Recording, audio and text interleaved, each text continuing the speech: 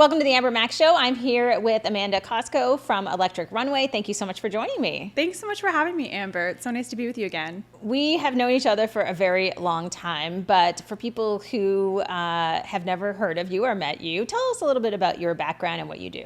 Yeah, so I'm Amanda Cosco, and I'm the founder of Electric Runway. So Electric Runway is dedicated to covering how emerging technologies are transforming the $3 trillion fashion industry around the world. I originally got into looking at fashion technology through the perspective of wearables and technology on the body, and I remember when we talked the first time, I was showing you some cool new wearables back in 2015 when that was the emerging trend. And then it's really continued on to look at spatial computing and Web3 and now how AI is impacting the fashion industry.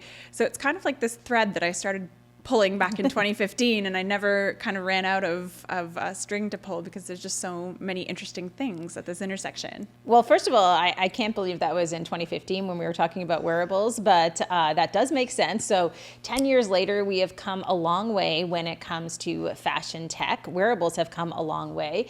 You have a new book coming out. So I wanted to ask why a book and what is the focus of the book?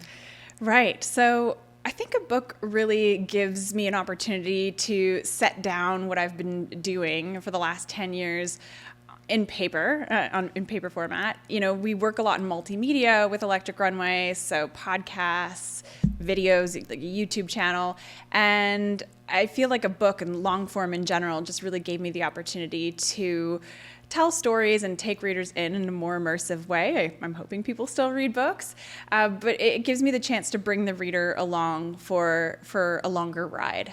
Well, I was looking at some of the chapters. I know the book is coming out in the fall, but one of the chapters I thought was really interesting was the focus on AI, because I think when people think about the fashion industry and technology, they may not realize that AI is actually playing a role as well. So let's start there, especially since this year is such a big year on the AI front.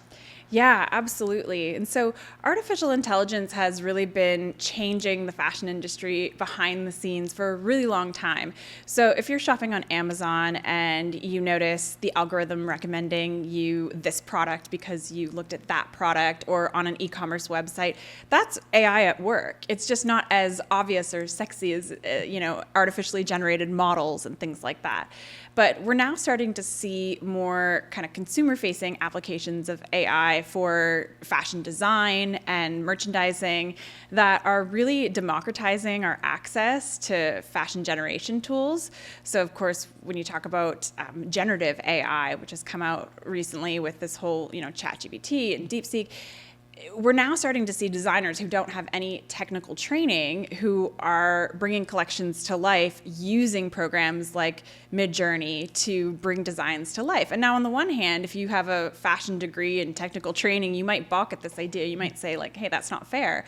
But on the other hand, fashion design is an industry that is very expensive to get into, and it's not available for everybody. And so it's kind of like you can see it both ways. You can see it as it's bad for the technical designers, but it's also democratizing access to creative tools. And I think that with every wave of technology that we've seen, starting with the smartphone and moving all the way up until AI, what we've seen is this democratization of access.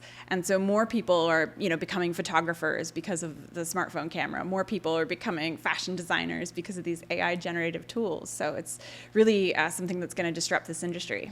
And I think it's fair to say, because as someone who speaks about AI a lot, that a lot of people are using AI for idea generation. So you may still use the same tools that everybody else is using, but maybe you just need sort of that partner in brainstorming, if I can use that term. A lot of people are working in an isolated way, alone at home, and they sort of need, to bounce ideas off of someone. But in this case, they're using one of these generative AI tools, so it can be incredibly helpful.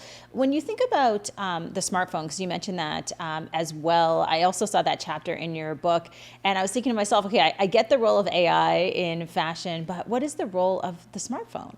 Oh my gosh, that was the hardest chapter to write because it was so all-encompassing, right?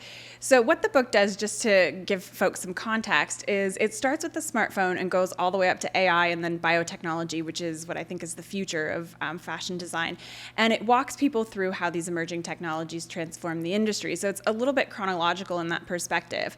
But the smartphone, it did a lot of things, right? There was the device itself, which when the smartphone came out and as soon as it was equipped with a camera, we now have a camera that is able to be inside these industry events that were normally just for industry insiders. So everybody became an audience. Everyone became a content creator or a media generator that was sitting at fashion shows. And it also democratized access to these very private events like Fashion Week. In the book, I have a couple of pictures, and one of them is from the first ever Fashion Week, which is in 1945. And you see everybody looking at the runway show and watching the models, and it's very small and like intimate. And then you see from 2015 an image of Gigi Hadid walking for Tommy Hilfiger, and everybody in the audience is holding up a smartphone and watching the runway through their smartphone and capturing as they're consuming. So if you think of the implications for how fashion is disseminated, how style is disseminated, how style is discovered, how brands are discovered, how trends happen and are circulated, the smartphone really kind of sped everything up, specifically the smartphone camera. And then combined with the smartphone's killer app, social media, you now have an entirely new way of disseminating fashions. The fashion industry used to really rely on magazines and these trade publications, and it was a very like closed industry. The smartphone blew all of that open. And now you had influencers like Tavia Jensen in the early days sitting front row at Fashion Week next to Anna Wintour, and it kind of changed the whole power dynamic of the industry. So there's a lot there in the smartphone chapter about influencers and bloggers and just how that device really changed things. It's a really great point, because I would say that I don't follow the fashion industry really closely, but you're right, those things end up in my feed just by the nature of other people posting, and you start to get exposed to fashion. What do you think the smartphone has done, and I would include sort of influencers along that path, in terms of having an effect on the type of fashion that we see? Like, is it driven by the influencers, or is the fashion driving things? Like, I was, it probably has changed a little bit when you talk about it. It's changed a lot. So it used to be a lot more top down. Like, I don't know if you remember the movie The Devil Wears Prada, but there's that scene where Meryl Streep is talking about how that cerulean jumper ended up on the assistant, Andy Sachs. And she's talking about how, like, you think you're making an independent fashion decision, but actually you're wearing a sweater that was chosen by the very people in this room. And she describes how things would go from, one designer to a next, and then there was this kind of trickle down effect when it came to the spread of trends. That's really not true anymore. Things are more bottom up, and they come from everywhere. And so the fashion industry has kind of been grappling with this conundrum of, do we innovate for the sake of creativity and innovation, or do we try and feed the algorithm? And I think that when you think about personal style as well, that's something that's changed a lot over the years. Like, personal style used to maybe embody your ethics or your political stance. And now it seems that style is just something that you try on like a costume, and fast fashion has made it so easy to try on these styles like a costume, which is it's good in some ways, because then you can try on these different identities and have the cost to entry not be so high. But it's also, got a shady underbelly to it, in the sense that there's a lot of waste that goes in with fast fashion. And are people really truly authentic in these identities, or are they just kind of cosplaying these different characters? I'm glad you brought up fast fashion, because I think when people think about the fashion industry, there are a lot of legitimate concerns about sustainability, for example. I'm curious if you've seen any new technologies that have actually helped on the sustainability side, or on ensuring that the entire ecosystem is just a little bit more responsible. Can technology play a role there? Oh yeah, absolutely. So chapter 3 is on automation, and it looks at how automation technologies change the fashion industry from, a kind of mom and pop industry, like you would go down the street and get your suit or your dress made from the local tailor, right? That changed when these big manufacturing technologies came in with the ability to mass manufacture things, and that caused offshoring, where people sent their labor and their manufacturing to other countries. And that changed the landscape of places like New York and Toronto, which used to be manufacturing hubs, right? Like my grandparents worked in the Tip Top Tailor building. That's where they met, actually, in the Tip Top Tailor building, when they were, he was a tailor and she was a seamstress, right? So it's changed the landscape of our cities, and that's kind of how things have been done for the last 100 years, right? These economies of scale, these mass manufacturing facilities. Now there's more of this conversation of, hey, wait a minute, maybe we should be manufacturing closer to the consumer. What can we do to manufacture close to the consumer?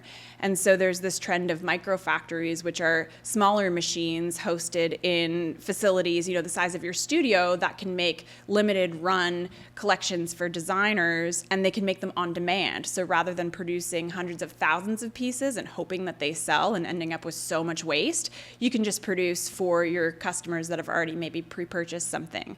One company I like to talk about is called Unspun, and they are this company that combines the 3D scanner on your iPhone, so the LiDAR scanner, to get your measurements, and then they custom manufacture something for you in one of their micro factories on their own proprietary manufacturing machines. And that way you're getting a one-off. You're getting something that is designed specifically for you. It's not something that everyone can adopt right now, but it's the same cost as if you were to go buy a pair of pants, let's say, in the shops. Mm-hmm. So in that sense, it's, again, like democratizing access to more custom technology that used to be a lot more to produce that way. It also makes me think, and I think it's fair to say that when we talk about the tariff wars, by the time people watch or see this, who knows where we'll be at. But generally speaking, it does feel a little bit like there is this movement of buying local. And I think we're going to see that more and more. And I would guess that technology will play a role there as well in terms of giving people access to, make clothing locally in their own communities. Yeah, I think it's really important. And I think that the trouble with the supply chain with the way it is now is that it's so globalized, and designers and consumers are so disassociated from the actual people making their clothes. And it's very difficult to have transparency in the supply chain. And so when you manufacture locally, you can have more oversight over it. You can have more control over it. I think the world since the pandemic has also noticed the volatility of global supply chains. And so when you're counting on your cotton coming from here and then your manufacturing facility from there, there's, one thing that goes wrong can disrupt the whole thing.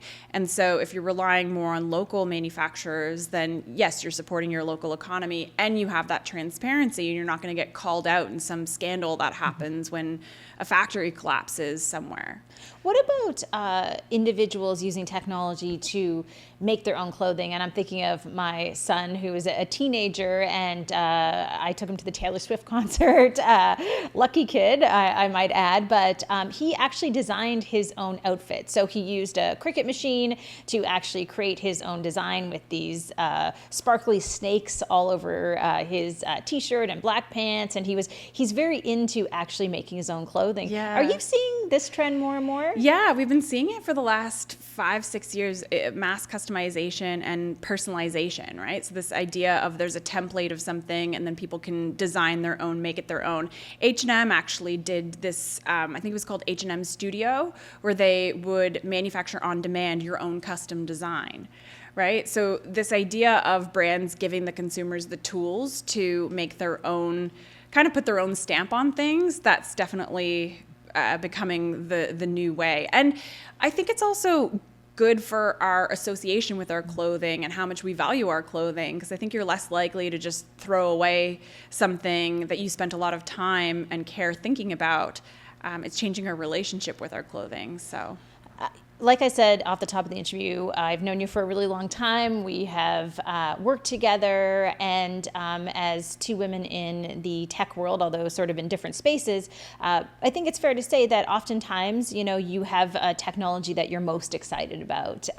For me, it might be climate tech, like the ability to actually help people save money and do good for the planet. I think that space is really exciting. I don't get to talk about it enough, but I'm optimistic about it. What are you most excited about? Yeah, so chapter 7 talks about biotechnology. And when I say biotechnology, I mean biomaterials and different ways of manufacturing things. For example, there's a company out in New Jersey called Modern Meadow, and they manufacture an Ella bio material that is made out of plants, essentially.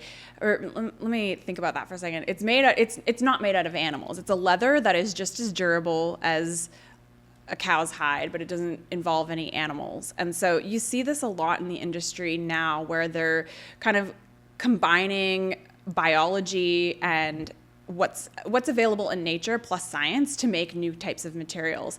And they're able to do it. The problem with this technology a couple of years ago was like, yeah, they could do it, but it costs 10 times more, and they can't achieve the scale. We're actually seeing companies like Modern Meadow that can achieve the same scale that companies like Tory Burch need, and they have the same properties, like the durability that you'd expect from leather, right? Because a lot of companies, they went to this like PU leather, which is essentially like, is that pleather? It's pleather. Yeah, it's pleather. It's like a very, if you get something pleather, you'll realize like it doesn't breathe, it smells, right? So it's essentially fossil fuels, right? And the kind of conversation was, well, yes, if you get something leather, you might have harmed animals in the making of it, and there's fossil fuels that go into the manufacturing of it, but that piece will last, 3 generations of wearers, versus something that's pleather.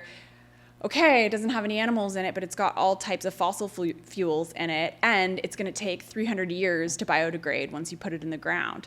So there was kind of this trade-off that you had to consider when you were purchasing something like a leather or a pleather. Now we have these new innovative materials that are combining science and biology to come up with some really cool stuff.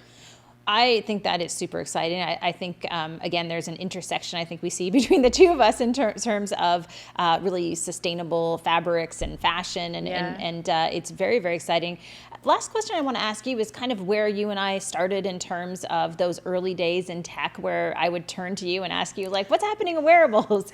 As much as we're talking about fashion and clothing, there's still lots of cool stuff when it comes to wearables. What are you seeing in this space in 2025?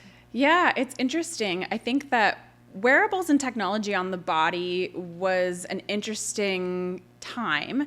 And a lot of the stuff that was on the runway was stuff that was announcing itself as technology. So you had like light up dresses and, these different gadgets that were like very obviously technology. We're now seeing technology fade a little bit more into the background, and we have more subtle applications, like in supply chain management.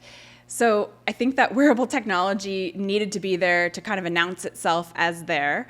But now with the rise of spatial computing, we have the Apple Vision Pro, we have new glasses and things like that are bringing wearables back into the conversation. And I think that the argument for a design approach is still very much needed.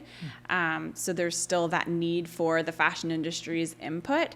But we're seeing wearables kind of make a comeback in a new way, and I don't know exactly where it's going to land, but it's not necessarily stuff that's like blinking Burning Man costumes anymore. It's stuff that's a little bit more subtle and in the background. Yeah, I mean, I think it's exciting, and as much as people want to dismiss some of these wearables like smart glasses, I think you're exactly right. Like, the technology is there, and once they sort of have those designers come in and make it more aesthetically pleasing, I think it will be a lot more user-friendly for the average person. Before we wrap up, I just want to talk a little bit about you and your work and your book. So tell me a little bit about the book, when it's coming out, the audience for the book, and what people can get out from reading it. Yeah, so the book is literally called Electric Runway, which is the same name as my brand. It's now, my brand has been turned into a book. And it's coming out in September 2025. And it's meant for people who are fashion curious, tech curious, but really those who are passionate about the intersection of design and innovation. So you don't have to be necessarily versed in the fashion industry or versed in the tech industry in order to understand or in order to follow along. But if you're interested in that intersection, then I'm sure you'll get something out of it. I really did write it with fashion students in mind, though, because I did notice that there was a gap in the fashion education system where there wasn't anything that kind of covered technology in an all-encompassing way. And it's not a technical book. It's not like this is how you make wearable technology or this is, how you generate your own AI in fashion. It's told from the first hand perspective of me and my adventures throughout the world. So the first chapter on the smartphone starts in Nigeria. And when I was there, I was looking at the impact of the smartphone. So it's told through a global perspective, but also through my personal story of going on these different adventures and covering fashion technology. And then it extrapolates from there and obviously has research and footnotes and everything. So it tries to be a good mix of both storytelling and the research that you'd expect from journalism. Well, I can't wait to read it. I know it's available for pre-order now. Yeah. Until people actually get their hands on the book, where should they go to follow you and all your great work? Yeah, so you can go to electricrunway.com. I have a Substack that I launched not too long ago, and that's the best way to kind of tap into the Electric Runway universe. Well, listen, thank you so much for sitting down with me. It is great to see you again, and I would love it if you would come back on the show, especially as your book comes out. Yeah, absolutely. Thanks so much for having me, Amber. Awesome. Thank you.